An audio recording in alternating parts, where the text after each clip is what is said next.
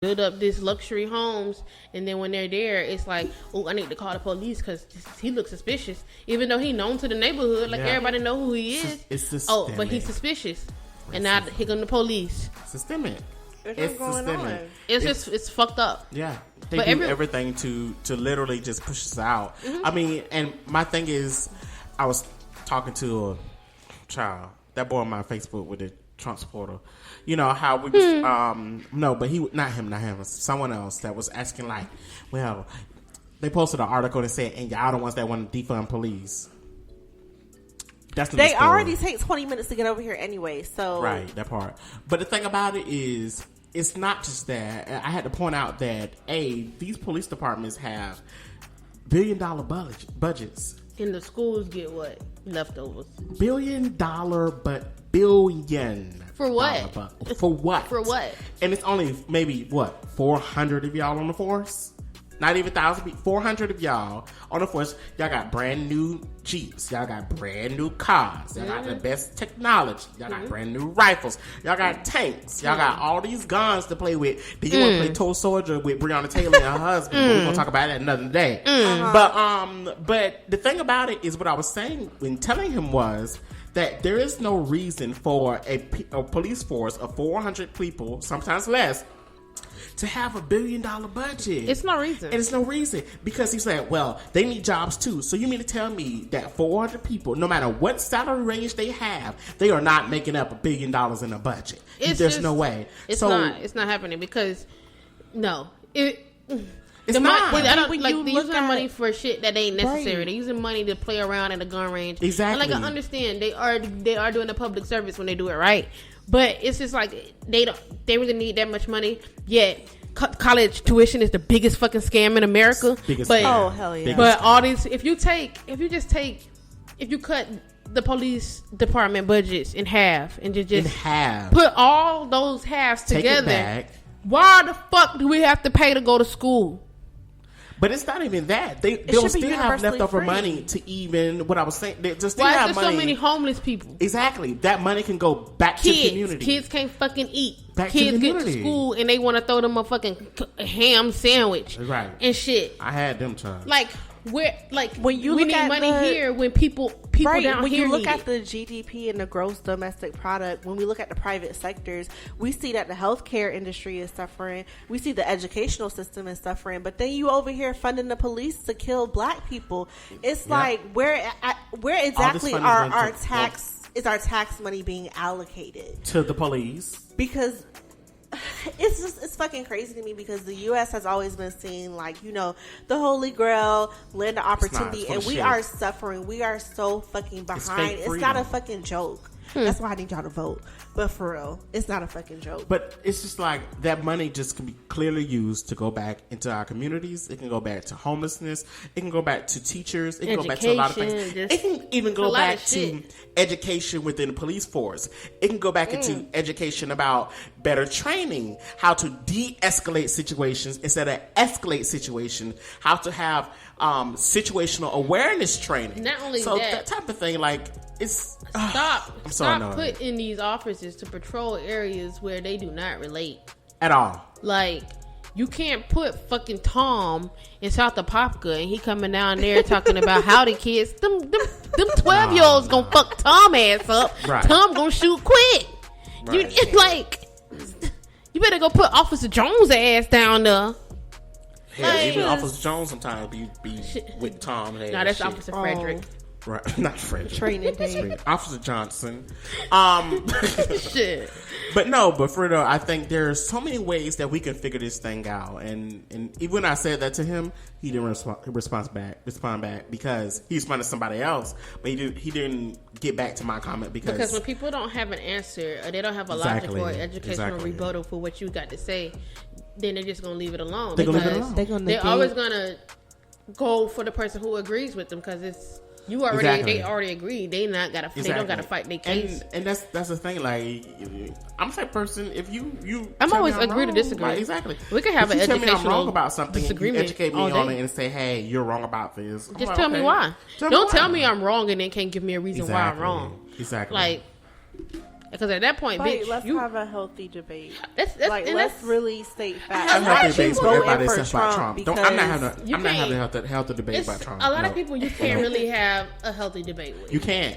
You just can't. You can't. Nope. Yeah. Some people are just so ignorant in what they believe is fact for them. Like, what they believe is fact. And if you don't believe it, then there's something wrong with you.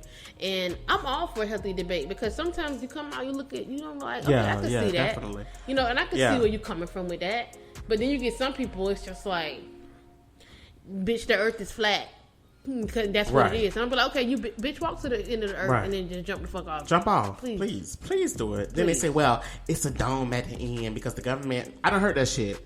But that's another story, y'all. We're gonna have to dedicate a whole episode to the people I hate right up underneath Nicki Minaj fans and Trump supporters. Motherfucking conspiracy theorist believing ass motherfuckers. Y'all are the worst. I can't stand a conspiracy theorist motherfucker. Black folks, black man. But how do y'all feel about like the black wealth from the white as a ratio from the white to black wealth? It's massive. It's definitely massive. But the thing about it too is like we were saying that white people set their children up for success, and it's not even. And no matter if it's new money, like new white families setting their children up for it, they have a lot of generational success, old money that's been in their family for centuries. They off the back of slaves. Their president, true, but it's money. Cause he ain't my president.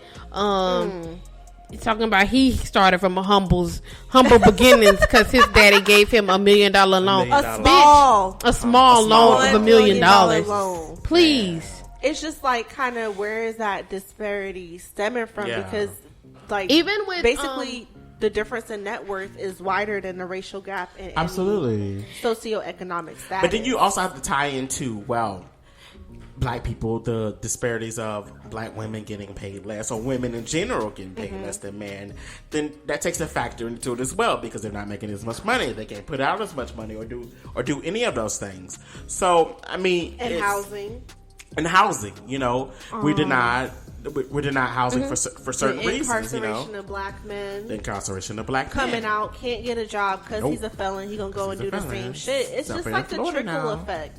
Right. But it's just a trickle. But that still can stop you from getting certain things, you know, just from your credit wise, because they're looking at that. But even your credit even affects certain jobs you get at banks and some institutions. Like they check your credit, you know.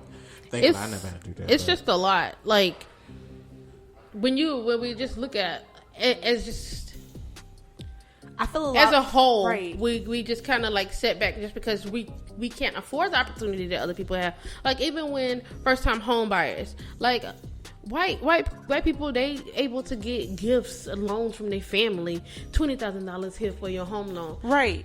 Like if my parents had it to give, I'm pretty sure they would give it. But they don't. That's just not like, oh, I'm finna go ask Auntie Betty Jean for $20,000. Auntie Betty Jean for slapping your ass because she ain't seen $20,000 her whole life. And won't. Still living in housing assistance, and she might be on crack. And I just don't have that kind of setup that y'all have. Right. You know what I'm saying? I just think that there's so many factors that play into black finances. I feel like slavery and the Jim Crow era kind of breeded like black poverty, in my opinion. It did because the whole goal was to not have an equal playing field. It's like, oh, y'all want the same rights? And it succeeded.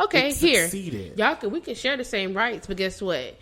I'm gonna make $5 and you're gonna make $1.50 for the same job. It succeeded. So, it was already that cut there, but just Forbes.com, and they did a study back in 2016. The median net worth for a black household was $17,150. That was the median net worth. 2016, just 4 years ago. Guess the amount of the median net worth of a white household. The average white household at that same time. Take a guess. 75,000. You short by 100,000. 175,000. Nearly 10 times as much as your median black household. And you can't say that's all our fault. And this is just 4 years ago. You can't say that's all our fault. This isn't even. That's crazy. Like decades ago. This is 4 years ago. 4. And this is why we say we want to see more black people in higher positions. Like we need that to thrive and to just remain optimistic in our pursuit to like really break these generational shackles. Like we don't have any resources. We have shortcomings. Like it's bullshit. We don't have the same opportunity as our counterparts. But we're also divisive amongst each other. Yes. Absolutely. And honestly, I can take responsibility for that sometimes too. Cause like me, I'm gonna be like, oh, I ain't like them niggas over there. Like, baby, I'm not that. And honestly, we shouldn't be like that because white people, honestly, they might be like, oh, he trailer trash. But at the end of the day, them motherfuckers come together. The motherfuckers will share a bill together. They do. They would share a bill together. Black people always have this thing about we gotta be better than competition with each other. You know, and exactly. Y'all know my story. I done told it on the show once. Like I done been there, experienced that personally. So it's real, and I just think that even though there are many options and not options, but there are many factors into why we don't have generational wealth, why we struggle with credit, why we don't have finances, and why we can't have issues getting houses and things like that. At the minute level, at a very small level, we do have to take responsibility to A, educate ourselves, B, stop being in competition with each other, and C, to uplift each other and support as a family. And I think a lot of times in the black community, we don't understand. We say you're family, but we say we love you, but that's based on a condition. It's not unconditional. It's based on conditional love. You know, it's if you able to give me X, Y, and Z, or if you able to provide me for something, then I consider you part of what you can bring to me. So it's not, it's crazy. Yeah, no, you're right, like and it's just contribute. It's a divisiveness just between us. It's always been a divisiveness. If it was dark skin versus light skin. Yeah. If it wasn't when the whole natural movement started, like boy, they'd be like, oh, I want no nappy hair, or oh, her hair nappy. Well, and now we embrace it. I don't want a dark skin child. I don't want my kid to be dark skin. Right. Like it was a lot of colorism amongst ourselves, and then it's the whole I'm not black, I'm mixed. I'm mixed. Or I'm not black, I'm Jamaican. I'm Dominican. It's been. I'm only saying that because you're here, so I know you're not gonna get offended. But I'm not saying that you do it. But there are a lot of black people that be like, "Oh, I'm not black. Oh, I'm African. I'm not African American. I'm real black. African." When both your parents black. And it's like, oh, hold on, because Akon and his posse done came up. But he's really African, No, he is. Yeah, he's African. I mean, all Africans, Nigerians, Libya, Egyptians, they didn't really, of course, they didn't really came up because we was calling them African booty scratchers back in middle school. Nope, y'all know y'all was talking about them African people in middle school. You a fucking lie. But and it don't really how you tell me I call somebody an African booty scratcher? I never called somebody an African booty scratcher. So you gotta think, when we was in school though, like we were just talking before we started recording, like we were just talking. We weren't properly educated on our own heritage and our own culture. Not at all. We weren't educated to appreciate our African ancestry or where we come from, where our ancestors come from. We weren't taught to appreciate that. So we always made fun of it. Even in the media, when you up late at night, they talking about feeding the children, and they want to show you this is what Africa looked like. And when you actually meet real Africans, like one of my mom's co-workers, it don't look nothing like that. It says that Africa is one of the most beautiful places, and that she can be more proud to be from Africa. But what we see over here in America is hunger, savages, poverty. You don't see the beautiful part. I mean, the way they point out Africa, that shit look just like downtown Los Angeles, bitch. Yep. Like the fuck is you saying? It's just the basically the same thing when we talk about gentrification and everything like that, because even the pictures they show of Haiti too, I've heard Haiti is very beautiful, and there's parts of the tourist island that Haitian residents can't go to. So we talk about that, and we just talk about I just feel like everything is to appease white people in the end of the day. Even in different countries, like as far as tourism and stuff, it's to appease white people.